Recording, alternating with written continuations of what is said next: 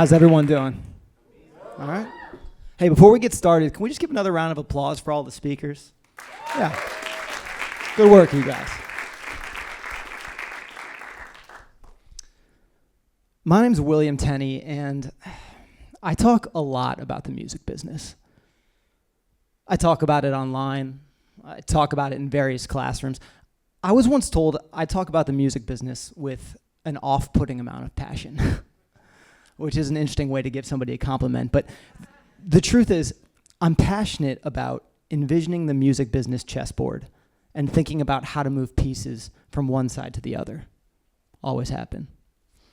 So needless to say, when the esteemed Berklee College of Music asked if I'd be willing to speak to 100 music students trapped in an auditorium, I said, yeah, sure, I can do that.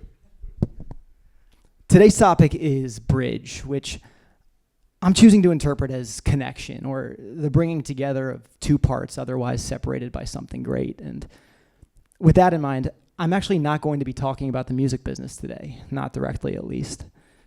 I apologize if that's why you came. I'm happy to talk about the distribution crisis or changes to media dissemination afterwards, whatever you want really. But today I'm going to be talking about my past life in motorsports and how it informs what I do today, how it offers a bridge, if you will. So let me set the scene. First of all, you should know I come from a motorsports family. My grandfather, the late Bill Leonard Tenney, was a world champion boat racer and world record holder. He was critical to the development of two-cycle race engines, and he's in the American Powerboat Association's Honor Squadron. My father, David Hill Tenney, is a two-time Sports Car Club of America national champion, and today is crew chief to his own boat racing team, just like his dad. In the 80s and 90s, he was sponsored by brands like Jim Beam and Valvoline, and he loves to show us old TV and magazine ads he was in. Here's one. I love this photo of my dad. It's like quintessential 1980s. He's got the girl, the guts, the glory. I love it. The girl is my mom, thankfully. And then there was me. But I didn't always look like this. Truth be told, for the first 15 years of my life, I more often looked like this. Or like this. Like my father and grandfather before me, I was in motorsports. I started in what we call kid kart when I was 6 years old, and I ended in junior ICA, which is a steel chassis go-kart class that sits 1 inch off the ground and will do 80 miles an hour at the end of a straightaway, and sometimes makes for situations like this. On my team and in my class of drivers were several now bigwigs that went on to compete in the Indy 500 and beyond. Families like the Andrettis or the Dailies, to name a few. On the weekends, I'd be whisked away 5 a.m. to wherever we were racing, maybe Daytona or Road America. And that was sort of my life coming of age. I got to travel the country and meet people from all walks of life and just see things. And then at 15, after a decade behind the wheel, I made the tough decision to leave motorsports and pursue music full time. It was shocking, maybe seemingly unexpected, but the truth is, I'd been thinking about it for a long time. I had music on the mind 24 hours a day, and it was high time I did something about it. I remember when I made the decision, my father was traveling, and we were talking on the phone, and his primary ask of me was that I call my team captain and I let him know myself. Own my decision. So in the same breath, I made the call, and I never looked back. They say it takes 10,000 hours to be a subject matter expert, but the truth is, I think by my 19th birthday, I maybe had 20,000 hours under my belt in music. Every second of every day from that point forward was about one thing: music business. Still is.